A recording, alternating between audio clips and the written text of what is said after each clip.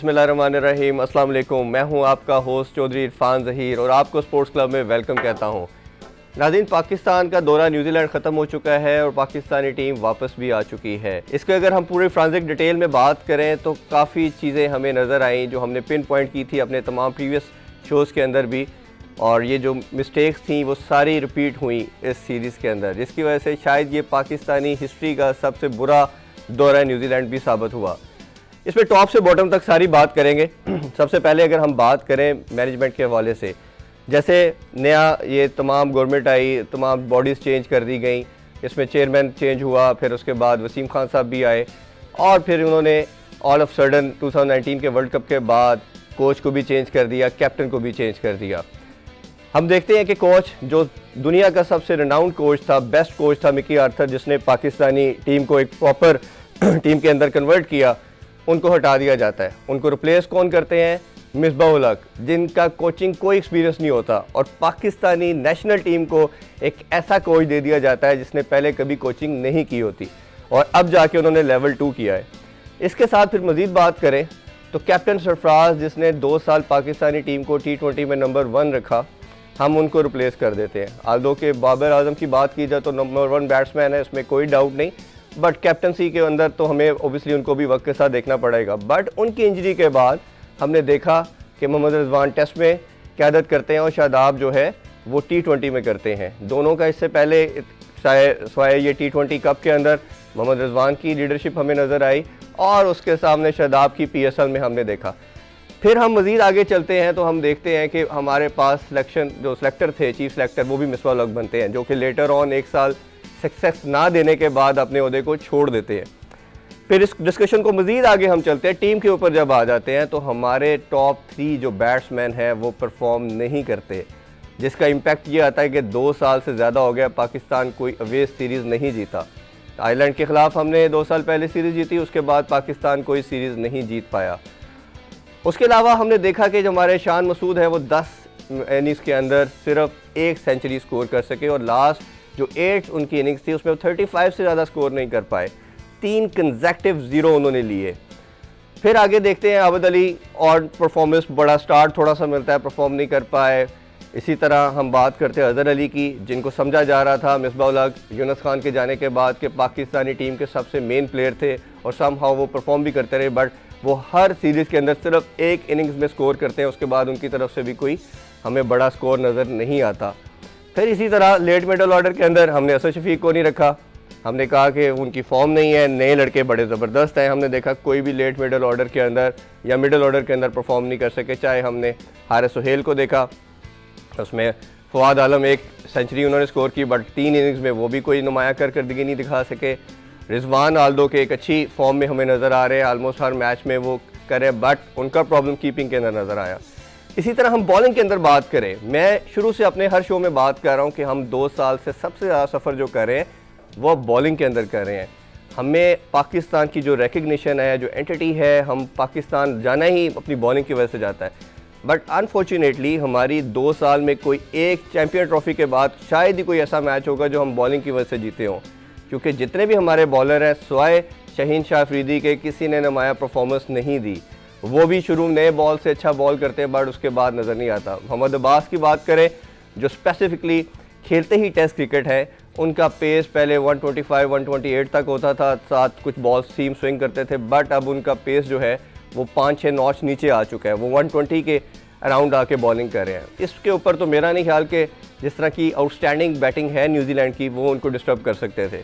फिर मज़ीद बात करें तो हमें मज़ीद जो फास्ट बॉलर हैं उनमें देखना पड़ेगा। हमें यासर शाह की भी बात करते हैं हम, वो लास्ट 2-3 ईयर से कोई ना एशियन कंडीशन के अंदर परफॉर्म कर पा रहे हैं। वे तो वो पहले भी ऐसा सच उनसे परफॉर्मेंस नहीं हो रही थी। नसीम शाह की बात करें, जो 17 साल की एज के अंदर हमने टीम में इंडक्ट किया, हमने कहा जी हमें लाइफ टाइम में एक फास्ट बॉलर मिल गया, जैसे अगले 10-15 साल हमें सर्व करेगा। बट अनफॉर्चुनेटली हमने देखा कि उनकी जो फिटनेस के इशूज़ हैं वो सेटल डाउन नहीं हो पा रहे। बॉस वेवर्ड बॉलिंग करते हैं, नो बॉल्स के इशू वो सेटल नहीं हुए। एक इसमें और बहुत इंपॉर्टेंट बात मैं कहना चाहूँगा, जब किसी भी टीम की फील्डिंग देखते हैं, बैटिंग बॉलिंग में तो हम चले कह सकते हैं कि फॉर्म नहीं थी, टीम सेटल नहीं हो पा रही, कंडीशन का इशू था। फील्डिंग एक ऐसी चीज़ होती है जो प्लेयर्स के हाथ में होती है। जो पाकिस्तानी टीम की बॉडी लैंग्वेज लगी, पर्टिकुलरली फील्डिंग के अंदर, सेकंड टेस्ट के अंदर बात करें तो 11 कैचेस ड्रॉप किए पाकिस्तानी टीम्स ने। आप कैसे सोच सकते हो कि 11 कैचेस ड्रॉप करने के बाद आप कोई गेम जीत सकते हैं या ड्रॉ कर सकते हैं? उसमें हमने देखा कि सीधे स्ट्रेट, इवन जो कीपर थे मोहम्मद रिजवान, उन्होंने भी कैच नहीं पकड़े। उनकी जो बॉडी लैंग्वेज पूरी टीम की तो थी जैसे कि वो पहले ही मेंटली एक्सेप्ट कर चुके हैं कि हम मैच नहीं जीत सकते, हमारा उनसे कोई कंपटीशन नहीं है। इधर काम आता है कोचेस का, तमाम मैनेजमेंट का, कि वो प्लेयर्स को बनाते हैं, उनको खड़ा करते हैं। बट हमें टीम की तरफ से, मैनेजमेंट की तरफ से, थिंक टैंक की तरफ से कोई ऐसी चीज़ नज़र ही नहीं आई कि जो टीम के अंदर पेनिट्रेट करती और प्लेयर परफॉर्म करते। हम जानते हैं कि जैसे पाकिस्तानी जो क्रिकेट टीम है, ये शायद एक वाहिद स्पोर्ट्स है जो पूरी नेशन को एक वो कंबाइन भी करती है, प्लेयर भी देती है और उसके साथ पूरी एनर्जेटिक एक एनवायरनमेंट भी पूरे मुल्क के अंदर प्रोवाइड करती है।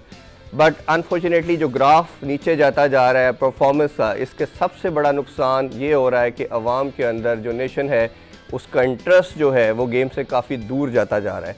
अगर इस चीज़ों को एड्रेस ना किया गया, पर्टिकुलरली रिक्वेस्ट हमारी इस फोरम से पीएम साहब से है जो पैटर्न इन चीफ भी हैं, इसको खुदारा जल्दी एड्रेस करें। नहीं तो खुदा ना खास्ता अगर इसको एड्रेस ना किया गया तो वो दिन दूर नहीं जब स्क्वाश के अंदर हम नंबर 1 थे, हॉकी के अंदर थे, तो आज हम कहीं नज़र नहीं आ रहे। तो अनफॉर्चुनेटली हमें जो ट्रैक नज़र आ रहा है, हमारी डोमेस्टिक क्रिकेट नहीं हो रही, क्लब क्रिकेट नहीं हो रही, ये सारी चीज़ों के बाद कहीं इसका जो मेयार क्रिकेट का जिस तरफ जा रहा है वो हमें नुकसान ना पहुँचाए। उम्मीद करते हैं आज पीएसएल का जैसे ड्राफ्ट भी हो चुका है, पीएसएल की रौनकें भी बहाल होने वाली हैं, नेक्स्ट मंथ से वो भी शुरू होगा, साउथ अफ्रीका की टीम भी पाकिस्तान आ रही है। इस पे हम पूरी डिटेल डिस्कशन अपने नेक्स्ट शो में करेंगे। दूसरी कुछ बात करना चाहेंगे Australia versus India test match के वाले से। लास्ट डे पे मैच चला गया हुआ है, कल लास्ट डे होगा। इंडिया को मज़ीद जीत के लिए 309 रन दरकार है और उनकी 8 विकेटें बाकी हैं। सीरीज़ ऑलरेडी 1-1 से बराबर है। लेट्स सी कि इसका रिजल्ट क्या रहता है। जी नाजरीन, इस पे हम डिटेल डिस्कशन अपने नेक्स्ट शो में करेंगे। अब बढ़ते हैं अपने नेक्स्ट सेगमेंट गेस्ट कॉर्नर की जानिब।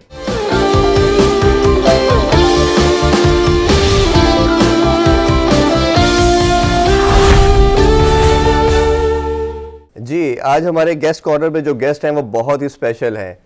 हम सब उनको जानते तो एज ए सिंगर हैं, बट वो बड़े मल्टी टैलेंटेड है। अगर उनका एक पर्सपेक्टिव की बात की जाए तो वो क्रिकेट भी बहुत ज़बरदस्त खेले हैं, बट बहुत से लोग इस चीज़ को नहीं जानते। आज हम उस पर भी बात करेंगे। इसके साथ साथ वो एक पार्टी के चेयरमैन भी है। डेफिनेटली आप सब लोग इसको जान चुके होंगे। आज हमारे साथ मौजूद है सर जवाद अहमद। सर, बहुत शुक्रिया आपके टाइम का कि आप स्ट्रेट वे मुल्तान से हमारे शो के लिए तशरीफ़ लाए। बहुत शुक्रिया। बहुत शुक्रिया आपका, आपने बुलाया। और असल में मुल्तान मेरा एक इवेंट था, वहाँ जजमेंट करनी थी मैंने म्यूज़िक की। अच्छा, तो आज आपने कहा कि क्रिकेट की बात करनी है। मेरे दिल के दोनों बड़े करीब हैं। बिल्कुल ठीक। मैंने क्रिकेट भी फर्स्ट क्लास खेली है और बहुत शौक से खेली है, और उसके बाद म्यूज़िक भी ऑफ कोर्स शौक से किया है। तो मुझे बड़ा अच्छा लगा कि म्यूज़िक से मैं अभी स्पोर्ट्स पे सीधा आ गया। जी बिल्कुल, हमारा काफ़ी लोग नहीं जानते थे, इवन हम बात भी कर रहे थे कि जवाद साहब को बुलाना है, तो हम ये आपका पर्सपेक्टिव भी दुनिया को दिखाना चाह रहे थे, बताना चाह रहे थे कि आप डोमेस्टिक भी खेल चुके हैं। तो सबसे पहले बातें तो बहुत करेंगे, लेकिन सबसे पहले आपकी क्रिकेट की बात करना चाहेंगे। कैसे स्टार्ट की क्रिकेट आपने और डोमेस्टिक खेला किस लेवल पे? अंडर 19 भी प्रॉब्ली आप खेल चुके हैं, तो उसका थोड़ा बताइए प्लीज़।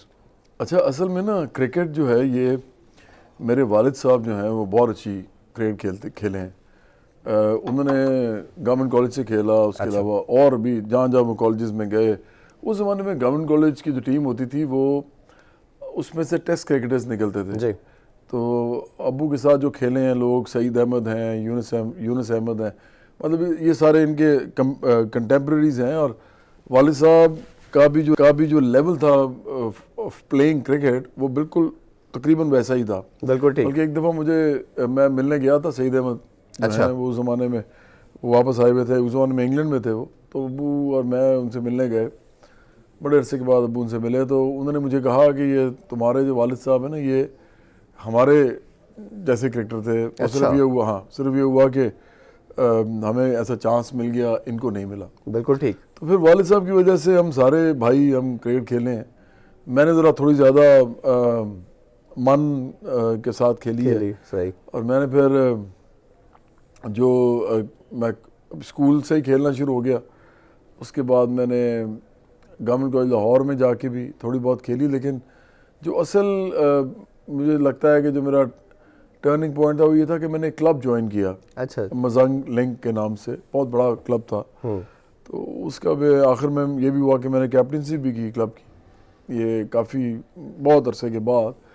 तो वो क्लब में मेरी जो थी ना पॉलिश हो गई, स्किल जो थी, क्रिकेटिंग स्किल जी। और मैं ओपनिंग बैट्समैन था। अच्छा। तो उसके बाद मैंने अंडर 19 भी उसी ज़माने में खेल रहा था। मैं अंडर 19 लाहौर से मैं सिलेक्ट हुआ था, बिल्कुल। और पाकिस्तान अंडर 19 के जो टूर्नामेंट बड़ा होता है वो भी मैंने खेला। लाहौर ब्लूज भी शायद उनकी तरफ से भी खेले जी, आप। लाहौर ब्लूज की तरफ से। तो जवाद भाई, इतनी ज़बरदस्त क्रिकेट खेल के फिर इसको एकदम छोड़ के म्यूजिक में क्यों आ गए? तो वो ईगरनेस, क्रिकेट जो खेलता है वो तो प्रॉब्ली नहीं छोड़ पाता, तो उसकी क्या रीज़न हुई फिर? नहीं, मैं बहुत एम्बिशियस था, मैंने मशहूर होना था। मुझे एक बात पता थी कि मैंने करनी है पॉलिटिक्स, मैंने जाना है लोगों के अंदर।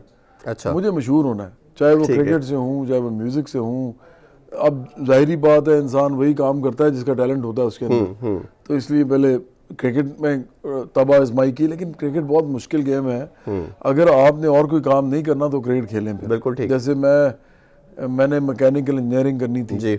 मैंने अपने नंबर्स भी अच्छे लेने थे, गवर्नमेंट कॉलेज लाहौर में भी पढ़ता था, उससे पहले ओ लेवल्स किया था। तो मेरा एक पूरा एक एकेडमिक आप ये समझे हिस्ट्री थी पूरी, तो मैं ये नहीं छोड़ सकता। क्रिकेटर्स के साथ एजुकेशन मोस्टली एसोसिएट नहीं की जाती। एक बहुत बड़ा फैक्टर ये है कि वो जब क्रिकेटर्स क्रिकेट की तरफ आ जाता है क्रिकेटर, तो वो फिर एजुकेशन से बहुत दूर हो जाता है। तो ये फैक्टर था फिर आपका? नहीं, ये मैं कह रहा हूँ कि इसकी वजह से क्रिकेट को आप टाइम नहीं दे सकते। टाइम नहीं दे सकते जी।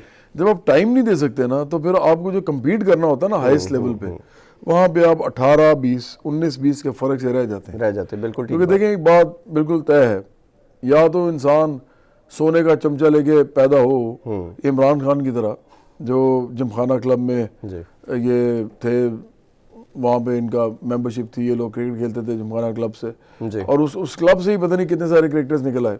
इनके अपने कजन्स भी निकले, माजिद खान, खैर वो तो बहुत ही बड़े प्लेयर थे। फिर वो जावेद बरकी, मतलब बहुत से लोग जो थे वो इस तरह प्रिविलेज पोजीशंस में खेलते थे। बिल्कुल। तो अगर आप लाहौर में अंदाज़ा लगाएं ना, तो लाहौर में हज़ारों लड़के हैं इस वक्त जो खेल रहे होंगे क्रिकेट। बिल्कुल सही बात। और पाकिस्तान में लाखों लड़के हैं जो क्रिकेट खेल रहे होंगे, लेकिन उनको वो पोजीशन पे वो नहीं आ सकते कि उनको कोई खिला दे, टेस्ट खिला दे, उनको कोई सिफारिश हो, उनको डाल दिया जाए टीम में। उस ज़माने में ये होता था सारा जी। मैं नहीं कहता सब सिफारिशी होते थे, लेकिन ये मैटर करती थी चीज़। जवाद भाई, अभी जो प्रॉब्लम आ रहा है, जिस तरह आप बात करी कि इतने लाखों लोग खेल रहे हैं, क्योंकि एक ही स्पोर्ट अनफॉर्चुनेटली हमारे पास रह गई है। बाकी स्क्वाश और हॉकी का हमने देखा काफ़ी बुरा हाल हो चुका है, क्योंकि इस पर स्पॉन्सर ख़त्म हो गया, पैसा ख़त्म हो गया। अब जो प्रॉब्लम आ रहा है, इस पर हम कंटिन्यूसली बात करें कि डिपार्टमेंट्स ख़त्म हो गए, क्लब क्रिकेट ख़त्म हो गई, रीजन क्रिकेट ख़त्म हो गई, स्कूल क्रिकेट ख़त्म हो गई, कॉलेज क्रिकेट ख़त्म हो गई, जो सबसे ग्रास रूट लेवल पे लड़का तैयार होता था। जब ये सारी क्रिकेट ख़त्म होके अब 600-700 लड़का भी हमारा जॉबलेस हो गया, क्योंकि अब रीजन क्रिकेट आ गई, आपकी क्रिकेट पे काफ़ी गहरी नज़र भी है। तो अब ये सारे जो 192 लड़के हैं, वो 6 रीजन्स की टीम बन चुकी है, वो पीसीबी के एम्बिट के अंदर आके खेल रहे हैं। तो उस पर क्या देखते हैं लॉन्गर रन के अंदर, ये कितना नुकसान दे सकती है, या बेहतर सिस्टम है ये? पाकिस्तान एक गरीब मुल्क है, बहुत ही गरीब मुल्क है। इतने गरीब मुल्क के अंदर एक इंसान जो है वो पहले ही उसके पास ये इसी तरह की का लॉजिक है जी कि गरीबों के बच्चे वो उनको पढ़ाते क्यों नहीं है। और भाई अगर उनके पास पैसे हों, उनका रिसोर्सेज हो, तो पढ़ाएंगे ना। और जो पढ़ा सकता है वो नहीं पढ़ाता, वो पढ़ाता है। वो क्यों नहीं पढ़ाते? वो अंदर जाके उनकी जाके देखें तो सही, वो क्यों नहीं पढ़ाते। तो आप ऐसे मुंह उठा के कह देते हैं जी देखें जी अपने बच्चों को नहीं पढ़ाते। बिल्कुल इसी तरह एक क्रिकेटर जो है वो गरीब घर से निकलता है, आम घर से निकलता है, अगर उसको स्टाइपेंड नहीं मिलेगा, अगर उसको पैसे नहीं मिलेंगे, कोई प्रोफेशनल वो क्रिकेट नहीं खेल रहा होगा। ये कोई इंग्लैंड थोड़ी है, अब वेलफेयर स्टेट नहीं है, वेलफेयर स्टेट आपकी टेक केयर करती है। हाँ, वहाँ पे तो आप सारे एक जैसे होते हैं, शक्लों से पता चल जाता है। पाकिस्तान जैसे मुल्कों में शक्लों से पता चलता है कि ये गरीब है। इंग्लैंड में पता चलता है, इंग्लैंड में, अमेरिका में पता लगता है। वो मैकडॉनल्ड्स में अरबपति दाखिल हो या एक वो जो स्वीप करता है, क्लीनर है, वो दाखिल हो, पता नहीं लगता आपको। ये यहाँ पे तो इतनी गुर्बत है, आपके चेहरे से नजर आती है। तो आप क्या समझते हैं कि जो लोअर मिडिल क्लास के और वर्किंग क्लास के लड़के हैं वो पैसे के बगैर बड़े क्रिकेटर बन जाएंगे? ये इमरान खान को समझना चाहिए कि आप, मैंने पहले भी कहा और मैं चाहता हूँ कि आप ये लगाएं मेरी बात, कि जिमखाना क्लब में खेलना और पहला जो इन्होंने टेस्ट खेला था उसमें इनकी जो ओवर में 4 या 5 वाइड बॉल्स थी और उसमें 3 साल क्रिकेट नहीं खेले। तो बाद में वो बहुत बड़े क्रिकेटर बने, इसमें कोई शक नहीं है। लेकिन अगर इस तरह की चांसेस दिए जाएं लोगों को तो वो भी बहुत बड़े क्रिकेटर्स बन सकते हैं। किसी को कुछ भी ना होता और वो टेस्ट खेल जाए तो इस तरह तो होता ही है। फिर आप क्या समझते हैं कि इसमें क्या डिपार्टमेंटल सिस्टम अच्छा था, वो जो पहले ऑलरेडी चल रहा था, वो बहुत ज्यादा बेहतर था, क्लब क्रिकेट जो उसको सस्टेन करता था नीचे लेवल पे? क्या ये पे? खुद कैसे निकले सारे? पाकिस्तान के अंदर जो बड़े प्लेयर्स हैं जितने भी आप उठा लें वो सारे ये क्रिकेट खेल के आए हैं। ठीक, आज मुझे बताएं कौन से क्रिकेटर्स हैं जो इस वक्त आपके सामने नजर, आपको ये जो आप कह रहे हैं जी सिटीज की क्रिकेट होगी और वहां पे लोग निकलेंगे, कौन से निकल रहे हैं? इनकी बेसिकली उसका मेरा एक दफ़ा चांस हुआ इस पे डिस्कशन करने का। उनका पॉइंट ऑफ व्यू है कि जितने कम लोग आएंगे, वो एक डिपार्टमेंट से जब जॉब मिल जाती है किसी प्लेयर को तो वो अपने आप को सेफ सिक्योर करता है, वो आगे एफर्ट नहीं करता एक अच्छे कंपटीशन के लिए। बिल्कुल और ये बात है जी, वो कहते हैं कि जितना कम्पिटिटिव क्रिकेट होती जाएगी वो उतना अग्रेसिव होगा लड़का, उतना वो जोर लगाएगा अपने आप को उसमें सिस्टम में रखने के लिए। देखिए पैसा है नहीं किसी के पास इस मुल्क के अंदर, 17,500 मिनिमम वेज है इस मुल्क के अंदर। एक गरीब आदमी जो मिनिमम वेज भी नहीं मिलती उसको, 17,500 भी नहीं मिलती, आप उसको कंपटीशन में डाल रहे हैं। वो कहाँ से कंपटीशन में आएगा? किसी को खाने को रोटी नहीं मिल रही। मैं आपको छोटी सी मिसाल देता हूँ। मैं एक ज़माने में वेट ट्रेनिंग बड़ी हैवी करता था। ठीक बात। तो वहाँ पे हमारे उस्ताद थे, उस्ताद शौकत नाम था उनका, मिस्टर पाकिस्तान रहे थे। बड़े आम से घर के आदमी थे लेकिन बड़े उनके अंदर बड़ी एनर्जी थी, लोगों को बड़ा सिखाते थे, बड़े प्राउड आदमी थे। प्राउड बुरी सेंस में नहीं, एक अंदर वैनिटी एक होती है, एक पॉजिटिव भी होती है कि आप अपने आप को, कोई आप किसी के आगे हाथ नहीं फैलाते, किसी की बात नहीं सुनते, आप अपने हिसाब से चलते हैं। उन्होंने मुझे एक दफ़ा कहा कि भाई ये जो बॉडी बिल्डिंग है ना, ये अमीर आदमी की स्पोर्ट है। अच्छा, ये तो हम तो पता नहीं किस तरीके से कर रहे हैं, अपना पेट काटता हूँ मैं अपनी सारे काम छोड़ के जो मैंने एंटरटेनमेंट करनी होती है और क्या क्या सारी चीज़ें, सिगरेट मैं नहीं पीता, मैं सारे पैसे इस पे लगाता हूँ, फिर कहीं जाके मैं बनता हूँ। तो देखिए स्पोर्ट जो है ना, स्पोर्ट वो क्यों अमीर की चीज़ है स्पोर्ट?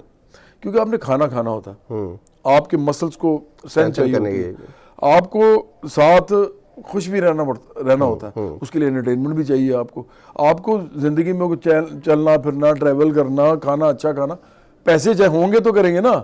अब एक इंसान जो है उसको पैसे मिल रहे हैं, वो अच्छा टैलेंट है उसके अंदर, पैसे मिल रहे हैं, वो एंजॉय करेगा। और वो देखें हर जगह आपको वो लोग मिलेंगे जो आसाइशों के साथ मेहनत नहीं करेंगे, और वो भी मिलेंगे जो आसाइशों के साथ मेहनत करेंगे। जी, जवाद अहमद साहब के साथ बड़ी ज़बरदस्त गुफ्तगू जारी है। अब टाइम हुआ है शॉर्ट ब्रेक का। स्टे विद अस।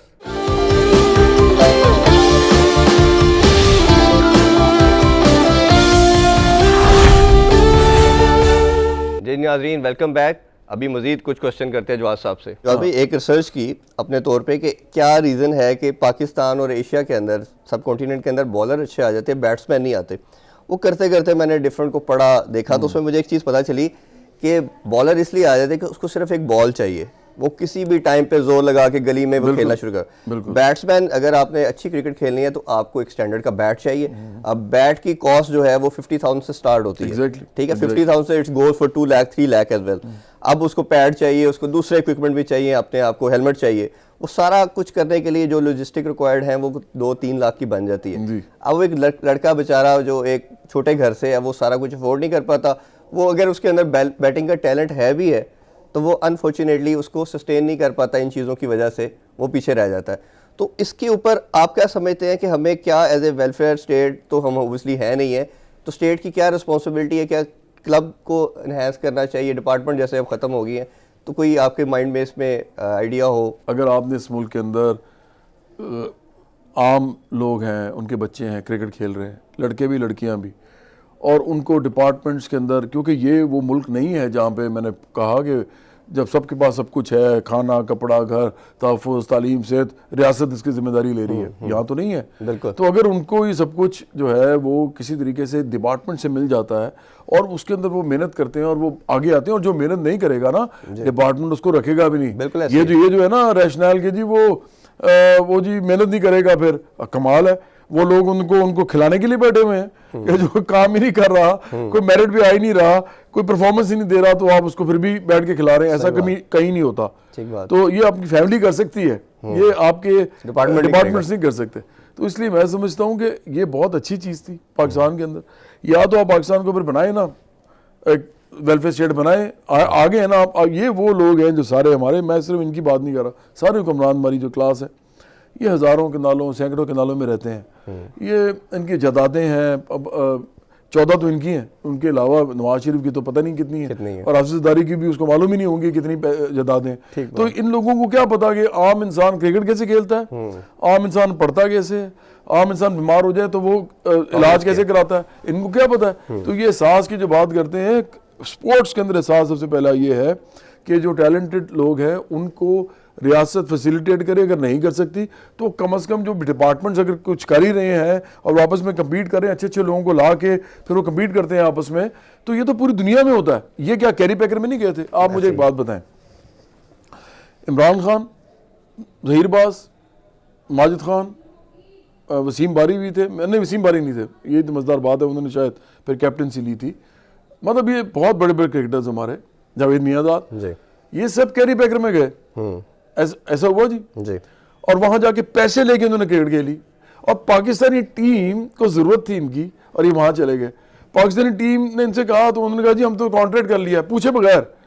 इन्होंने कहा भाई अगर आप ये कर लिया तो फिर पाकिस्तानी टीम ने जो मैचेस खेलने उसका क्या बनेगा। उन्होंने कहा, उन्होंने उनको दिया शो कॉज नोटिस, इन्होंने जनाब कहा जी हम तो खेलते नहीं, फिर ये कैरी पैकर में चले गए। तो ये सारे लोग खुद पैसा कमाते रहे हैं, पाकिस्तान को खेलना है इन्होंने इनकार कर दिया पैसा कमाने के लिए। और आज डिपार्टमेंट के लड़के, गरीब गरीब लोग, आप तो सोने का चमचा लेके पैदा हुए थे, वो तो नहीं पैदा हुए, उनको ही कह रहे हैं नहीं जी ये तो जी सिटीज़ की क्रिकेट होगी और होगी। मैं समझता हूँ कि नहायत अफसोसनाक बात है, नहायत दुख की बात है, और जावेद मियांदाद को मैं सपोर्ट करता हूँ इस मामले में। हालांकि मैं नहीं समझता कि जावेद मियांदाद जो इमरान खान को पॉलिटिकली सपोर्ट करते हैं वो भी बड़ी अच्छी कोई बात है, लेकिन अब तक उनको समझ आ जावेद मियांदाद भी 3 साल बोर्ड में रहे, जब वो बोर्ड में आते हैं वो भी खामोश हो जाते हैं। इवन जितने भी क्रिकेटर्स हैं मैंने देखा जैसे ही उनको जॉब नहीं मिलती, अभी जैसे मोहम्मद यूसुफ की हम बात कर रहे थे, बात खिलाफ कर रहे थे, जैसे ही बोर्ड में आए खामोश।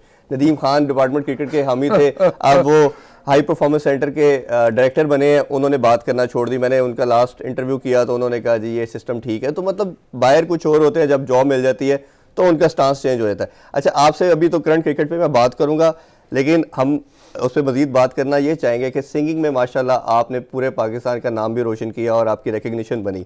एक तो सिंगिंग का शौक कैसे पैदा हुआ? आप जुपिटर बैंड के अंदर भी स्टार्ट लिया जब आप मेरा प्रॉब्ली स्टूडेंट थे यूईटी के अंदर, वो कैसे आपको वाई कि मैं बड़ा अच्छा सिंगर हूँ और मैं एक सिंगर बन सकता हूँ? अच्छा, इसका भी क्रिकेट के साथ ना एक ताल्लुक बनता है। एक्चुअली क्या हुआ कि मैं मेरा जो लास्ट मैच था ना वो विल्स कप का मैच था, और ये पाकिस्तान का उस ज़माने में सबसे बड़ा टूर्नामेंट था, सबको मालूम है, और इसमें बड़ा ये प्रेस्टीजियस किस्म की एक चीज़ थी, लोग बड़ा होते विल्स कप खेला है। तो मैंने एक ही मैच खेला है विल्स कप का, और मैंने सोच के खेला था कि मेरा ये आखिरी मैच है, इसके बाद मैंने क्रिकेट नहीं खेलनी। तो यूनिवर्सिटी ग्रांट्स कमीशन का मैच था, मैं पाकिस्तान यूनिवर्सिटीज़ में सिलेक्ट हुआ था, तो मैंने ओपन किया था उस मैच में, और मुझे याद है मुझे जो आउट किया था बाकिर रिजवी ने किया था। अच्छा, कराची के क्रिकेटर थे, और कराची के साथ हमारा मैच था यूनिवर्सिटी ग्रांट्स कमीशन का। तो उसमें वो उस मैच में मैंने सोच लिया हुआ था कि मैंने म्यूज़िक करना है। टाइम कंपटीशन बहुत टफ था, आप थे, जुनैद जमशेद थे, फिर अली अजमत थे, तो इतना आसान काम नहीं था उस टाइम अपनी रिकग्निशन बनाना। और माशाल्लाह फिर वो जो आपने गाना शुरू किया, एक से एक बढ़ के गाना दिया, लेकिन जो पहली पहचान आपकी बनी वो अल्लाह मेरे दिल के अंदर, वो एक सबसे बड़ी पहचान बनी। उसके कुछ थोड़े से बॉल हमें सुनाए, वो हम उसको ताज़ा करना चाह रहे हैं, आज बड़ी अपॉर्चुनिटी है। मुझे पता है जब मैं आता हूँ ना, चाहे मैं किसी भी हवाले से आऊँ ना, ये हवाला ये मैंने पहले से सोचा हुआ था कि कुछ चीज़ें आपसे हमने आज शो में सुननी भी है। मैं बिल्कुल सुनाता हूँ। जी, मेरा पहला गाना ताज़ा होता है जी उससे, बिल्कुल पहला गाना था जो मैंने जी जी जी जी बिल्कुल। मेरा हाथ तू ना छोड़ी, मुझे अकेला तू ना छोड़ी, तू जो मेरे साथ मौला फिर चाहे कुछ हो मौला, तू जो मेरे साथ मौला फिर चाहे कुछ हो मौला, सब चल साईं मेरा, अल्लाह मेरे दिल के अंदर, मैं मोमिन हक कलंदर, अल्लाह मेरे दिल के अंदर, मैं मोमिन हक कलंदर। जब ये टाइम हुआ है शॉर्ट कमर्शियल ब्रेक का, स्टे विद अस।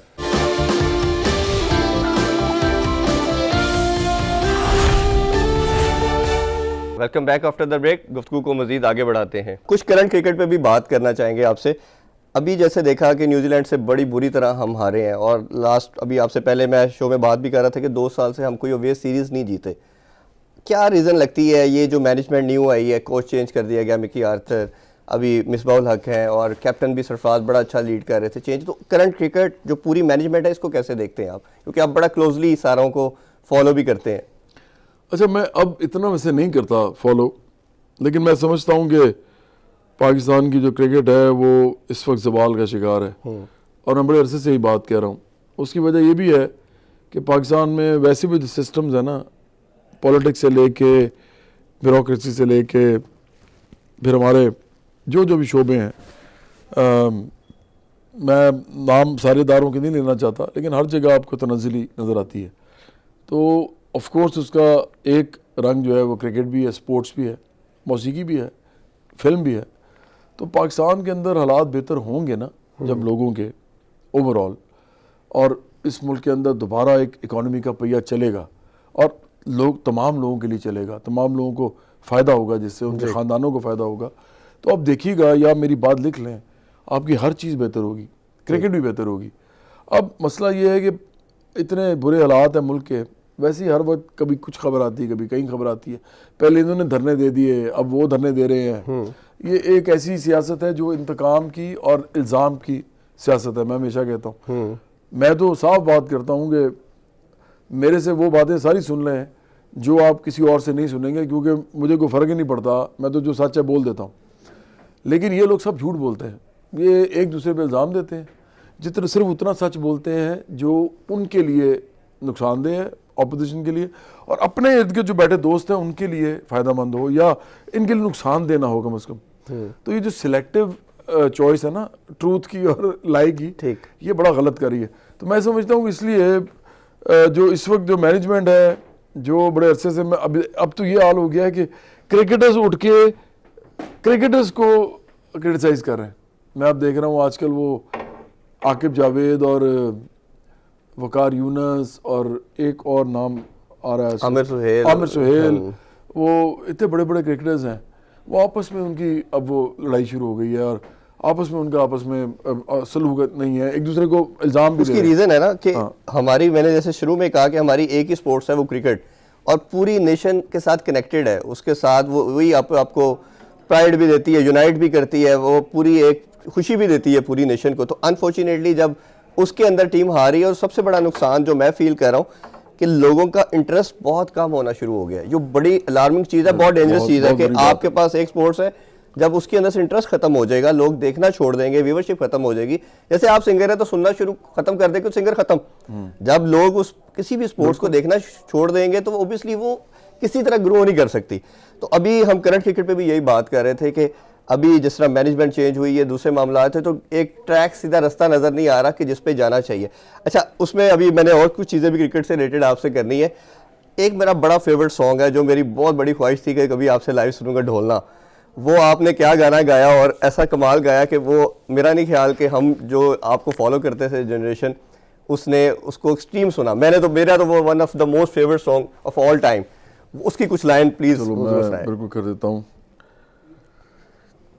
आजा हुन ढोलना मेरा दिल तोड़ना, नित मर जाएगी तेरे बिना, साडा कलियां जी लगदा ही ना ढोलना, असन जीना नी तेरे बिना ढोलना ढोलना। जबरदस्त, ये मेरा ख्याल है इससे बेहतर कोई सॉन्ग नहीं हो सकता। अच्छा जवाद भाई, अभी आज पीएसएल का ड्राफ्ट भी हुआ है, इंटरनेशनल प्लेयर्स काफ़ी ज़्यादा पाकिस्तान आ रहे हैं, अभी उसमें बड़े प्रोमिनेंट क्रिस गेल दोबारा आ रहे हैं और बड़े बहुत सारा नाम है। इसको कैसे देखते हैं कि पीएसएल का ग्रो करना, क्योंकि ये ओबियसली एक ही हमारे पास एक ऐसी प्रोडक्ट बची है कि जिसने पाकिस्तान का नाम रोशन कर रही है, क्योंकि इवन बाकी जितनी जो क्रिकेट है या स्पोर्ट्स है उसमें वो चीज़ नहीं बन पा रही जो पीएसएल हमें प्रोवाइड कर रही है। तो पीएसएल को एज ए ब्रांड कैसे देखते हैं और पाकिस्तानी स्पोर्ट्स के अंदर इसकी इंपॉर्टेंस को कैसे देखते हैं आप? देखिए, पीएसएल जो है ना, ये बेसिकली तो एक बोरोड आइडिया है, और पहले इंडिया में भी हुआ है और बाहर भी हुआ है। बिग बैश ऑस्ट्रेलिया में था, या इंग्लैंड में भी, तो हर जगह ये चला है। इसमें बेसिकली कॉर्पोरेट्स इन्वॉल्व होती हैं, इसमें एडवर्टाइजिंग एजेंसीज इन्वॉल्व होती हैं, बड़े लेवल पे एडवर्टाइज़ किया जाता है। और मैं समझता हूँ कि ये ग्राउंड से भी ज़्यादा ये टेलीविज़न की क्रिकेट है जी। अगर आप नोट करें ना तो PSL का गाना बनता है, लोग सुनते हैं, सोशल मीडिया पे आता है, फिर PSL के मैचेस को टीवी पे लोग बैठ के देखते हैं। मुझे अभी तक ग्राउंड के अंदर ना और नहीं लग रहा कि PSL के अंदर खचाखच भरे हुए स्टेडियम्स, और जो एक ज़माने में मेरे ज़माने में जब मैं क्रिकेट खेलता था तो टेस्ट मैच में भी लोग 5 दिन के अंदर कई दिन ऐसे आते थे कि आपका स्टेडियम फुल होता था। जी ऐसा ही है। स्पेशली अगर कोई ऐसा मैच कांटेदार हो रहा है और लग रहा है कि कोई जीत या हार जाएगा तो टेस्ट मैच में भी लोग आ जाते थे। तो अब तो मैं देखता हूं कि आप जितना मर्जी एडवर्टाइज करें लोग नहीं आ रहे। इसलिए मैं आपसे ये बिल्कुल एग्री करता हूं, मैं एंडोर्स करता हूं आपकी बात कि आजकल लोग स्टेडियम जाके मैच देखना नहीं चाहते, और ये कोरोना से पहले भी होना शुरू हो गया था। हमारी बदकिस्मती रही 10 साल से पहले वो लॉ एंड ऑर्डर की सिचुएशन जो थी, वो एक अटैक हुआ श्रीलंकन टीम पे, 9-10 साल वैसे नहीं आ सके, फिर थोड़ा सा लास्ट PSL में रौनकें थोड़ी बहाल हुई, कोविड आ गया, फिर लोग नहीं जा सकते, तो एक एंटरटेनमेंट जो बच रही थी क्राउड के लिहाज से वो भी नहीं हो रही। अभी भी वो कह रहे हैं कि 80% यही पॉसिबिलिटी है शायद ये PSL भी विदाउट स्पेक्टेटर होगा। तो आप नहीं समझते डिप्रेशन भी है। देखें मैं आपको बताऊं, लोग बड़े गरीब हैं इस वक्त, यहाँ पे महंगाई है, बेरोज़गारी है, लोगों के पास जो है, मेरा अपना ही ख्याल है कि इतनी इनकम नहीं है इस वक्त कि वो एंटरटेनमेंट या स्पोर्ट्स की तरफ बहुत ज़्यादा दिल से देखें। तो बहरहाल PSL एक अच्छी चीज़ है, होनी चाहिए। कम से कम ये क्रिकेट अगर ग्राउंड पे नहीं भी इतने ज़्यादा लोग जा रहे तो एज अ स्पोर्ट जो है उसको ज़िंदा रखती है, स्क्रीन के ऊपर लेके आती है, और उसके ऊपर पैसा लगता है जो कि पाकिस्तान क्रिकेट बोर्ड तो इतना पैसा सब लगा नहीं सकता। तो चलें इधर एक अच्छी चीज़ ये हो रही है कि अभी जैसे डोमेस्टिक T20 कप भी इन्होंने टीवी पे टेलीवाइज किया, PTV पे, अभी फिर दोबारा नेशनल ODI कप हो रहा है, उसको भी दिखा रहे हैं। तो ये अच्छी चीज़ें भी हमें हाईलाइट करनी चाहिए। लेकिन मैं सिर्फ यही कह रहा हूँ ना, आप ये बात सिर्फ मेरी माने, जो मैं ये नहीं कह रहा कि मैं कोई अपनी तरफ से इख्तरा कर रहा हूँ, सामने नजर आ रहा है ग्राउंड में लोग नहीं जा रहे जी। प्रॉब्लम है ग्राउंड के अंदर। हाँ, अगर कभी एक ऐसा टाइम आ गया कि ग्राउंडों में लोग हो ना हो, क्रिकेट होगी सिर्फ स्टेडियम की और वो टेलीवाइज होगी, तो फिर तो बिल्कुल डिफरेंट बात है। लेकिन तमाशाइयों के बगैर क्रिकेट होती कोई नहीं है, तमाशाइयों के बगैर कोई भी स्पोर्ट नहीं होती। आकिब साहब से मेरी बात हो रही थी, वो यही कह रहे थे कि अगर आपकी क्राउड नहीं आ रहा तो आपको PSL नहीं करानी चाहिए, क्योंकि उसकी असल ब्यूटी ये है कि वो क्राउड के साथ ही उसका चार्म बनता है। आप डिले के साथ करा दें, बट वो उसकी स्केड्यूल आगे काफ़ी टफ आ रहा है। ये पता क्या करेंगे, देखिए मैं हूँ शोबिस का आदमी, मैंने ये होते देखा अपने सामने। ये करेंगे क्या कि सब लोगों को एक ही एनक्लोजर में बिठा देंगे, उसके अंदर जो डिफरेंट हिस्से लेके ना उसको वो शूट करेंगे और वो गाना शाना बना देंगे। वो अच्छा, लोगों को लगेगा जी पूरा स्टेडियम भरा हुआ है। ये इसी तरह की गिमिक्स करके आपके माइंड में कभी नहीं आया जैसे PSL के एंथम, जैसे स्पोर्ट्स के ऊपर तो आपने सॉन्ग बनाए हैं, PSL के हवाले से या क्रिकेट के ऊपर पर्टिकुलरली को बनाने का आइडिया नहीं आपका आया? मैं आपको सही बताऊं, मैं पॉलिटिक्स में इतना ज़्यादा इन्वॉल्व हूँ, काफ़ी अब हो गए हैं कोई।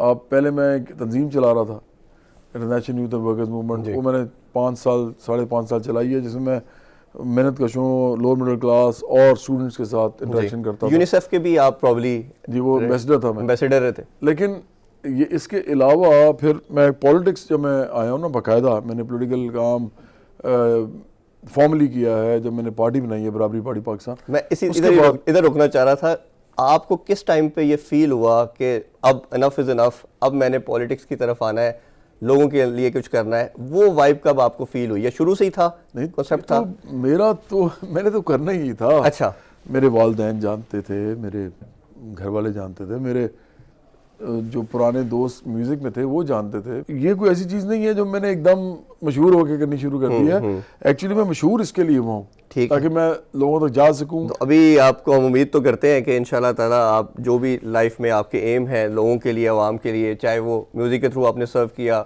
अब एज ए पार्टी के सरबराह भी हैं, आपको जो सक्सेस आप चाह रहे हैं, जो पाकिस्तान और उसकी आवाम के लिए बेहतर हो, कोई लास्ट में मैसेज देना चाहें?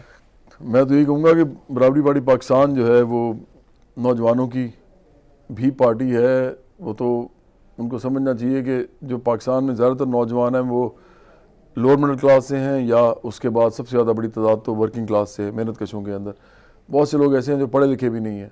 तो आप लोग भी पॉलिटिक्स कर सकते हैं। लास्ट में आपसे क्लोजिंग नोट पे वो गाना जो जीतो या हारो जो अपने स्पोर्ट्समैन के लिए आज का तो हार रहे हैं, मैं तो सारों को ये डेडिकेट करूंगा, तमाम पाकिस्तानियों को। जी जी, वो उसके कुछ बॉल हो जाए लास्ट में। हिम्मत नहीं हारनी चाहिए और पाकिस्तान को हमने बिल्ड करना है, तो ये गाना मैं तमाम पाकिस्तानी को डेडिकेट कर रहा हूँ। तुम सुर्खरू होगे, तुम जो करो हौसला, जीतोगे तुम सदा, है ये अपनी दुआ। पर तुम जीतो या हारो सुनो, हमें तुमसे प्यार है, हमें तुमसे प्यार है, हमें तुमसे प्यार है, हमें तुमसे प्यार है, हमें तुमसे प्यार है, हमें तुमसे प्यार है। जी दुआ भाई, बहुत बहुत आपके टाइम का, आप स्पेशली शो के लिए आए और उम्मीद करते हैं कि हमें पाकिस्तान से भी प्यार है, इस अवाम से भी प्यार है और स्पोर्ट्स से भी प्यार है। अगेन नाजरीन, आपने आज का शो देखा, जवाद साहब की बड़ी ज़बरदस्त गुफ्तगू और हमने सॉन्ग भी सुने। इंशाल्लाह आपसे मुलाकात होगी नेक्स्ट वीक। टेक केयर, अल्लाह हाफिज़।